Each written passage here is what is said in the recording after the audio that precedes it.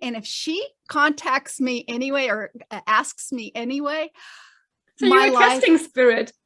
It's, isn't that terrible? And I actually was like sweating. I was sweating when all of that was happening, because I thought that was a terrible thing to do. I really did feel like I was testing spirit or God. And I had a terrible battle going on in my head. And I said, I need this proof.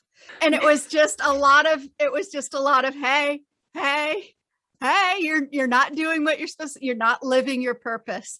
And within a very short time, all of the things that plagued me up until that point, which were decades. How painful it can get to not be following your purpose.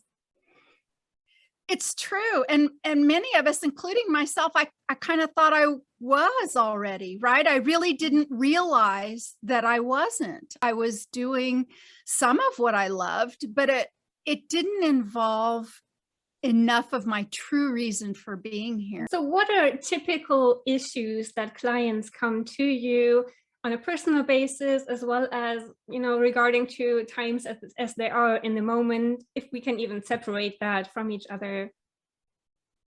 Yeah, well, that's such a great question. And there's so many ways to answer it. And another big one, and it's, again, I mentioned it already briefly a little bit ago, life path. Humans are figuring out that we, kind of, no offense when I say this, but we're not meant to go get up and go sit in a cubicle all day. We're just not, we just aren't. And there's a lot of people who there's aspects of their job or their work community that they like, but this grind, this sort of limited way of interacting with others in the world, it just isn't sitting right with people. And a lot of people come for BQH sessions because they want to figure out how they can, move towards more fulfillment and figure out what the real reason why they're here on this planet at this time is, and figure out how they can, participate fully on their path for their purpose. Her higher self told her, when you're sitting on the sofa like that, and it gave her this image of her energy field and how it would grow and grow during this meditation she would do for humanity and for the planet and all of this, and especially using flower essences in her case and contacting nature spirits. And her energy field would grow and grow and grow. And her higher self took her up out of her body and kind of showed her above her own she just lived in a little apartment and they're near a busy road. And it showed her how her energy field went out so big like this, that some of the roads that went near her apartment, it showed her that when the cars would go through these roads, when they were on their way to their little cubicles and work, how that energy was helping them. I used to tell spirit, like, please send me an email. Can you just, let me know on a way that doesn't hurt what you want me to do? Isn't there a better way than, to make me break my leg or get in a car accident or something? What's your experience? Is there another way? I love that question so much, but it's going to bring me to again, an often told story, but it's the story that took me and finally got me to Dolores. I'd prayed before about it, but my prayers before basically were framed as kind of help me, right? Help me, somebody help me. I need help. But something happened that day and I started praying in a different way. And that day I started a different way of praying. And I prayed all day because I couldn't get out of bed. And it was, what am I supposed to do? I know what I've tried everything. What am I supposed to do? And I basically prayed myself into a stupor. I basically had an out-of-body experience. I had this amazing spiritual experience where I left my body and I was standing in front of these glowing beings, which I now know as my light council. I didn't at the time. And the one in the center stood up, and Daniela actually handed me a piece of paper that had a list of things to do. Again. It was a printed list. I'm just standing there in this glowing otherworldly place with these beings. And the one in the center stands up, hands me a piece of paper, and I take the piece of paper, and the piece of paper says 1, 2, 3 on it. Things like this only happen in movies. Wow. Because I was finally listening to what I was supposed to be doing. When it comes to what is going on in the world at the moment, are there any common themes that, is being brought through from spirit in those sessions? Yes, actually, yes. So, wow, we live in intense times.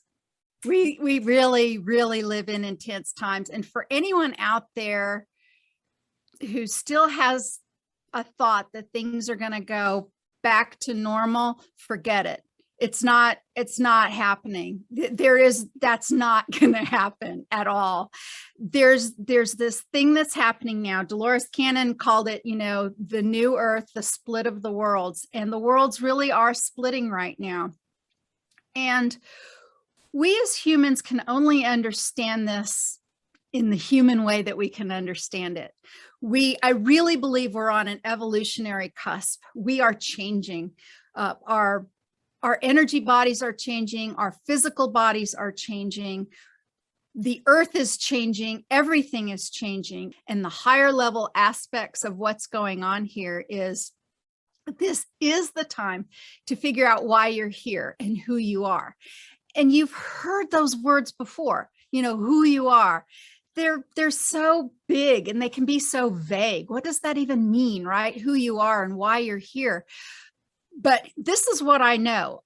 After all of these years and all of these sessions, what I do know without any a shadow of a doubt is that I'm here, you're here, Daniela, those who are listening around here, you are here for this time to participate in the energy of this time. And this time is huge. And this is like, if it's like the birth of a baby, this is the baby's in the birth canal and the head is crowning. I mean, this is the happening now. It's happening now. This isn't this thing that's happening later. It's happening now. But this is a time that's coming through very, very strongly for you to stand in your integrity. Your integrity, that's a more 3D way of looking at it. So what every human is asked to do right now is to really search deeply within. And that's either, by having sessions like this, or just simply by contemplation, by prayer, by really sitting with yourself and being true to your own spirit inside.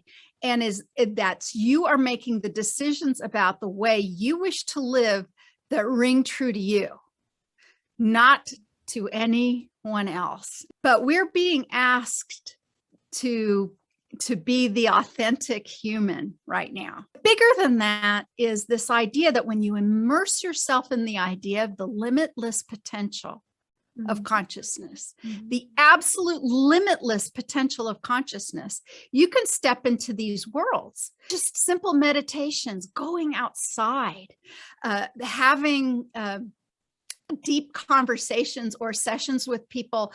You can expand what your consciousness is aware of, and the connections of the consciousness with other people who are here right now on the planet is expanding, deepening, and growing. But it's bigger than that. And it's bigger even than the earth. The earth is kind of a pivot point. That's another thing that's coming through in sessions. There's a lot of different realms that they're basically watching, but not all can watch, which is interesting. That's kind of why Dolores is there. So many of them are in this vibratory state. It's for them to even be aware of some of what's going on here. They need an interface as well. Dolores, sometimes she's in my head and she even says, Candace, you're not supposed to know how it's going to look. I mean, isn't that frustrating? It's supposed to be a surprise, and so that's where we are right now. And we're supposed to stand in our truth, stand in our integrity, keep walking our path. And it's all going to play out, when and how. Well, there's a lot of different theories about that. In the year 2012, I met an aspect of mine from the Orion star system, a big, burly, physical man who was a leader of kind of this warring, and you know, you all might have heard of the Orion Wars, and yet this man knew that there had to be a better way. He was breaking out of his preconceived notions, what he was being told about what life was about, what was important, and what the goals were in life, which was to, you know, conquer and take and keep for yourself. And he was an Orion aspect that was being a rebel in his way of maybe things don't have to be like that, right? He was being a rebel. And I made contact with him in a session way back in 2012. As he's going on his timeline of breaking free and being a rebel in this society, and I'm absolutely standing in my rebelliousness, which it looks like rebelliousness, but what it really is in my mind is integrity and following my own personal soul path. He takes from me a feminine, compassionate, healing aspect, a group aspect, a nurturing aspect, and I take from him strength. And there's this other idea that this is another way of walking in, that there are walk-ins, and you know, the classic way of talking about a walk-in. If you've ever known somebody who has been like, maybe they've been in a terrible traumatic accident, like a car accident or something, and then when they come up out of their trauma or their coma or whatever it is, like they're really changed. They can be really, really changed in a way that sometimes doesn't make sense. Like maybe they like new foods now, or they, you know, they have completely different ways of looking at a few things, and which means it's kind of a replacement of a soul aspect or a consciousness aspect. Well, so would that be a part of the oversoul coming in exchange?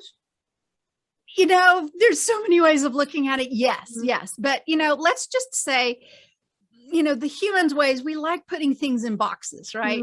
So even bringing up to this point in 2021, you know, we thought, well, you know, one life stream or one soul, you know, switched with the other or whatever. And could that, and does that happen? Sure, I would say, but I think it's more subtle now. So I think, again, it's more limitless now. It's different. It's, it can be, you know, a little this and a little of that and some blending and things like that. And just people connecting with other aspects of themselves, other lives. And one of the reasons that she was shown this life, because in that life, she had a much stronger connection to spirit. And actually in that life, I mean, if you can imagine this, and then seeing her body there and understanding that that is her physical body, but she's actually communicating to me from her past life astral projected self. Okay, I might have to think about that. Right. I mean, it really does. This stuff bends your mind like a pretzel, but then they combined and we figured out what was going on in that past life.